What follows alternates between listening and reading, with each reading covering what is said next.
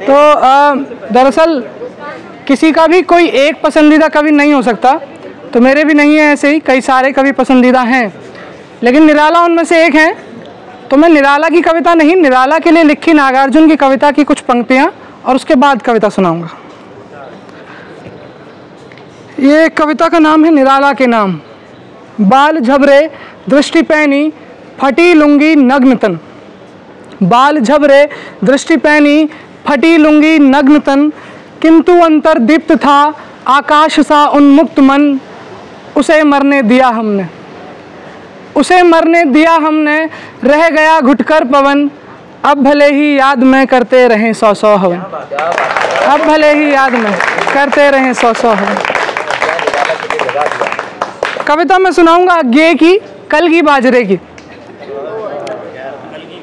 हरी बिछली घास, हरी बिछली घास डोलती कल की छरहरे बाजरे की, अगर मैं तुमको ललाती सांझ के नभ की अकेली तारिका अब नहीं कहता, या शरद के भोर की निहाई नहाई कुई, टटकी कली चंपे की वगैरह, तो नहीं कारण कि मेरा हृदय उथला या कि सूना है, या कि मेरा प्यार मैला है, बल्कि केवल यह कि ये उपमान मैले हो गए हैं।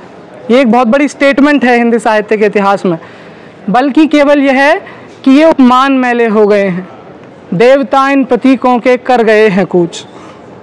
कभी बासन अधिक घिसने से मुलम्मा छूट जाता है, कभी बासन अधिक घिसने से मुलम्मा छूट जाता है, मगर तुम क्या नहीं पहचान पाओगी, तुम्हारे रूप के तुम हो निकट हो इसी जादू के, निजी किसी सहज गहरे बोध से किस प्यार से मैंने कहा था, किस प्यार से मैं कह रहा हूँ, अगर मैं यह कहूँ बिछली घास हो तुम, बिछली घास हो तुम, लहलहाती हवा में कलगी छरहरे बाजरे की। आज हम शहरातियों को, आज हम शहरातियों को पालतू मालंच पर संवरी जूही के फूल से, सृष्टि के विस्तार का, ऐश्वर्य का, औदार्य का, कहीं सच्चा कहीं प्यारा एक प्रतीक बिछली घास है, या शरद की सांझ के सूने गगन की पीठिका पर डोलती कलगी अकेली बाजरे की। और सचमुच इन्हें जब जब देखता हूँ, यह खुला वीरान संस्कृति का घना हो सिमट आता है, और मैं एकांत होता हूँ समर्पित। शब्द जादू हैं, मगर क्या समर्पण कुछ भी नहीं है। शुक्रिया आप सभी का, शुक्रिया। एक कविता भवानी प्रसाद मिश्र की है, यह तो हो सकता है, यह तो हो सकता है कि थक जाऊं मैं लिखने पढ़ने से। ये कविता दरअसल मुझे इसलिए पसंद है क्योंकि मेरे विचारों से मेल खाती है। यह तो हो सकता है कि थक जाऊं मैं लिखने पढ़ने से, कवि की तरह दिखने से, अच्छा मानता हूं मैं किसी का भी किसान या बुनकर दिखना।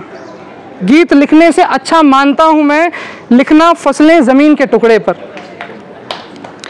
अपने टुकड़े पर तरजीह देता हूं किसी और के, अपने टुकड़े पर तरजीह देता हूं किसी और के पल भर हंसने को। कमतर मानता हूं तौल तौल कर शब्द ताने कसने को, या कहो उसे अच्छा मानता हूं कमर कसना। विनोबा कहते थे दिल्ली में बसना स्वर्गवासी हो जाने का पर्याय है। विनोबा कहते थे दिल्ली में बसना स्वर्गवासी हो जाने का पर्याय है, और पूछते थे क्यों भवानी बाबू तुम्हारी क्या राय है। बहुत शुक्रिया, बहुत शुक्रिया।